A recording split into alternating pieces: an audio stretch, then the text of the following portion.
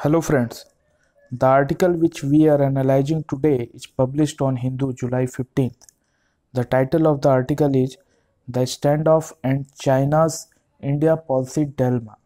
It is written by Antara Ghoshal Singh. She is a researcher at Delhi Policy Group.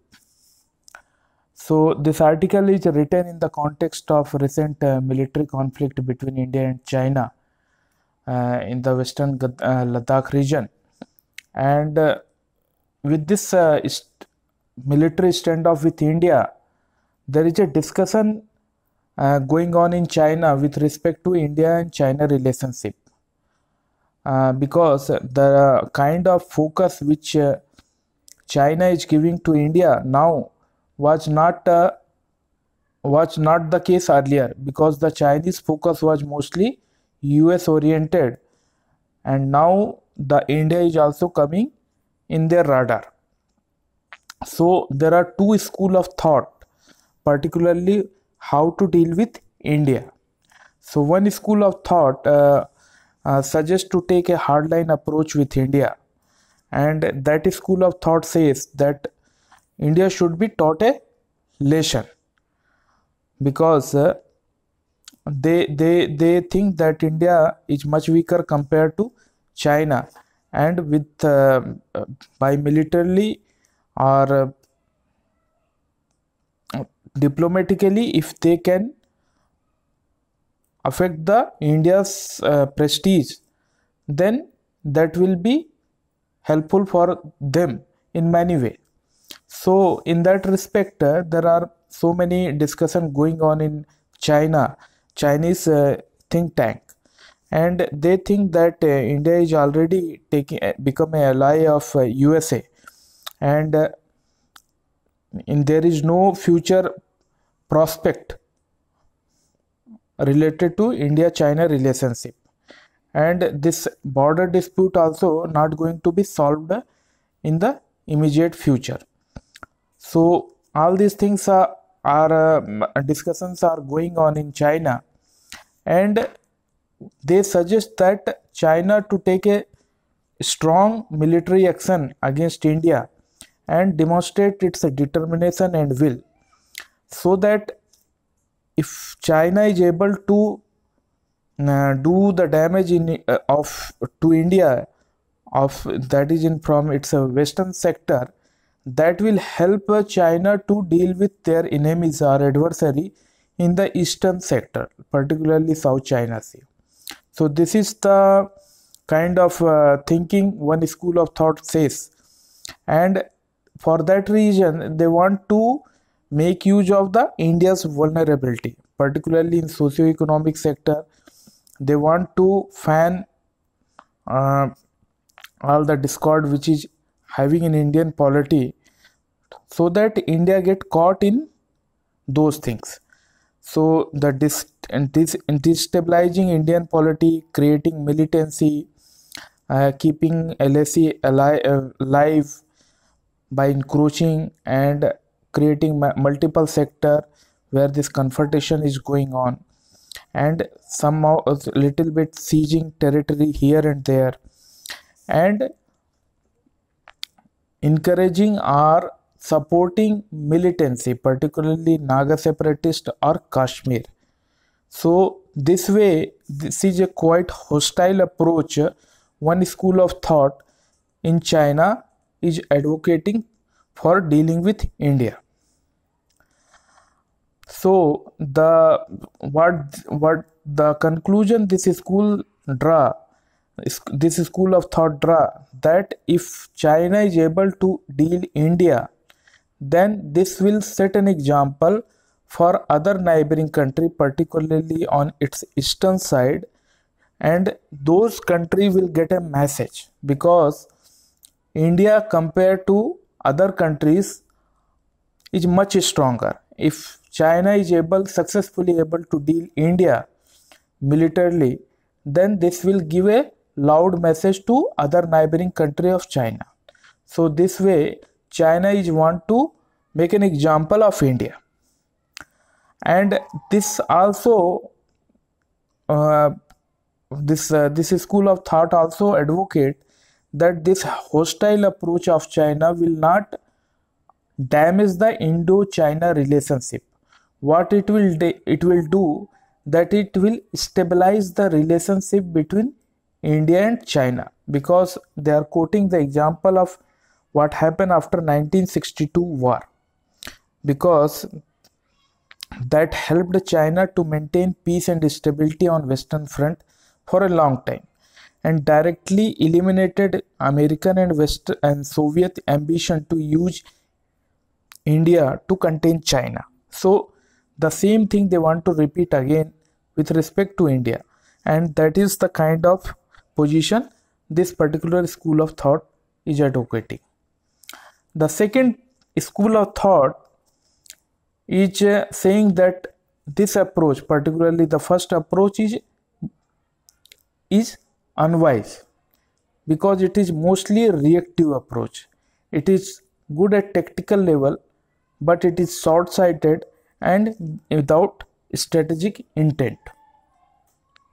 This way, this second school of thought says that that China should think in strategic term, not in tactical or short-sighted way, because China should consider the relationship with India is important, because India is a rising power, and acceptance of that thing, particularly at psychological level in China, is important. Because if not accepted or recognized that way, and if this hostile approach of China towards India continue, then India has a potential to create trouble all across China with the help of other neighboring country, Chinese neighboring country, and Western power. So that will not be advisable for China. So in that respect,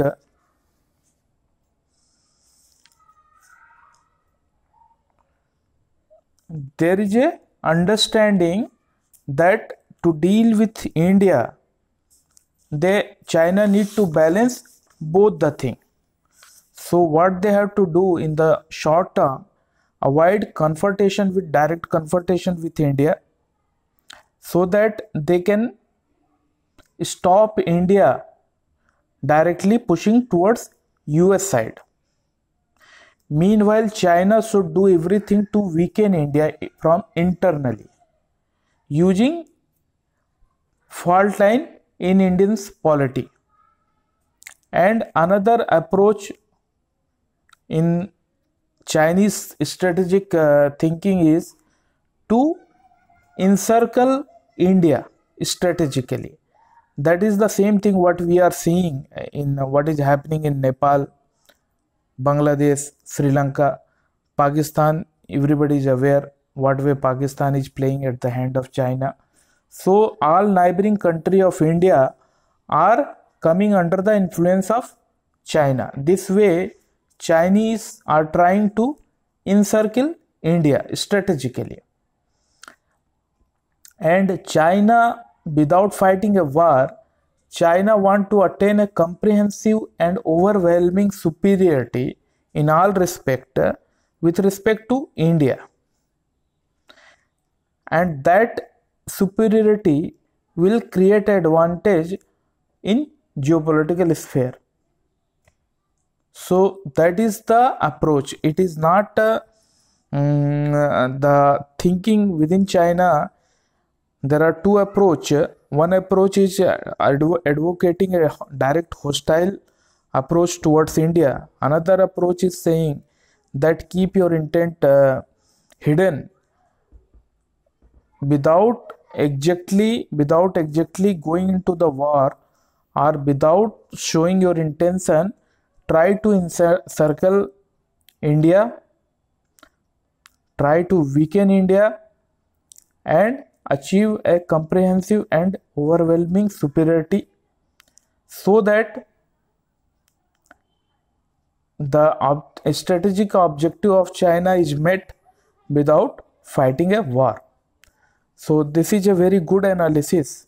It shows what are the internal discussion China is having and what way the Chinese people will go in future.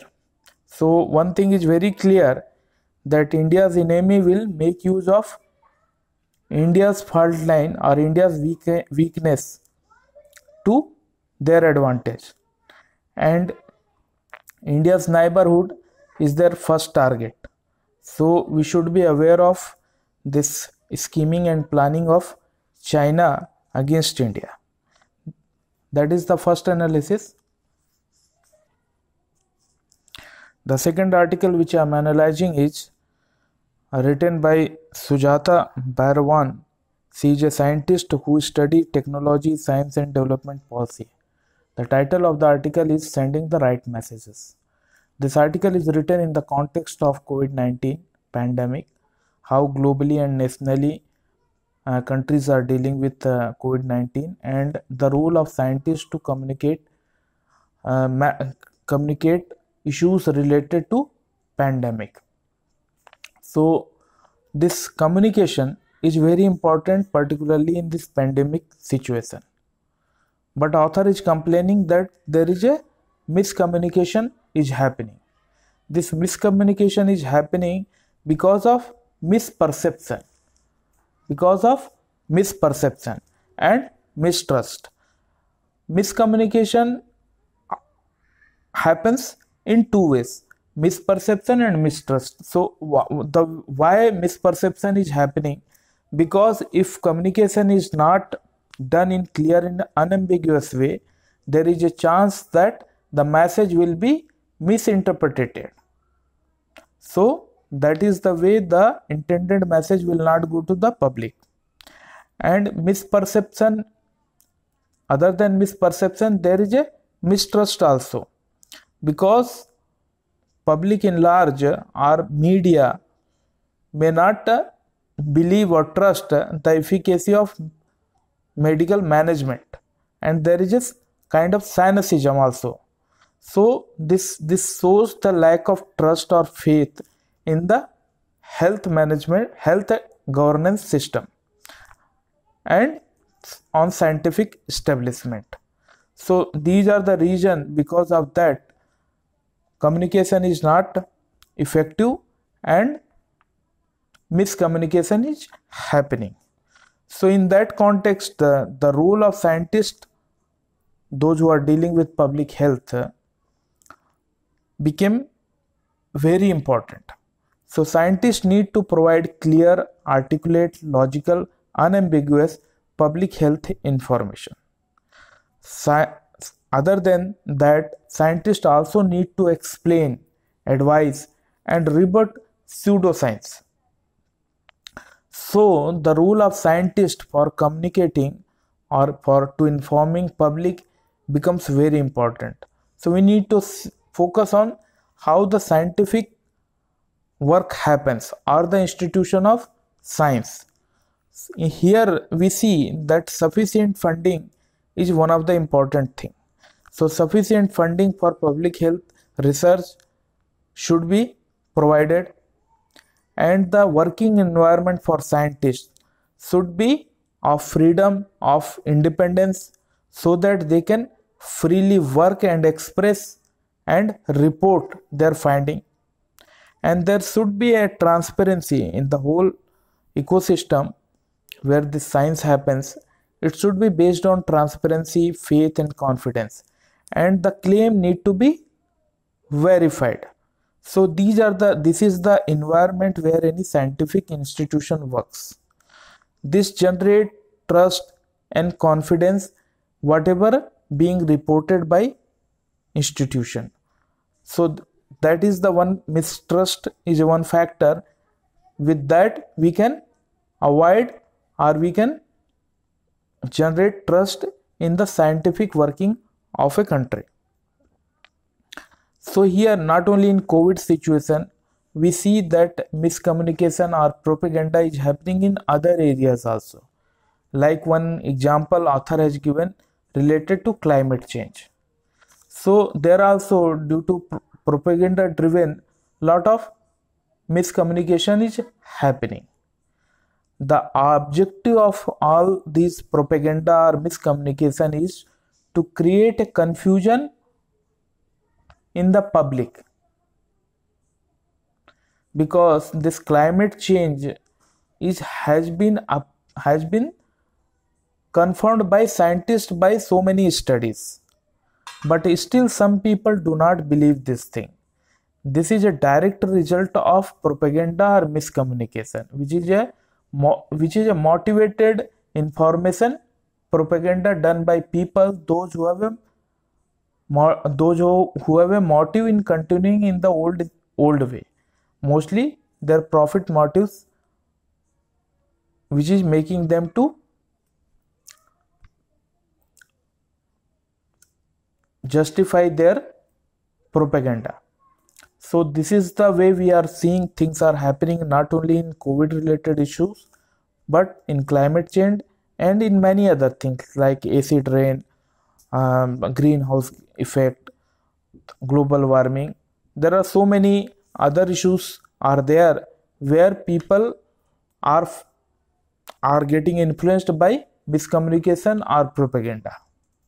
So in that respect, the author suggested that it is important that we listen to authentic scientific voices and implement those voices, their advices, so that we can deal effectively with the pandemic.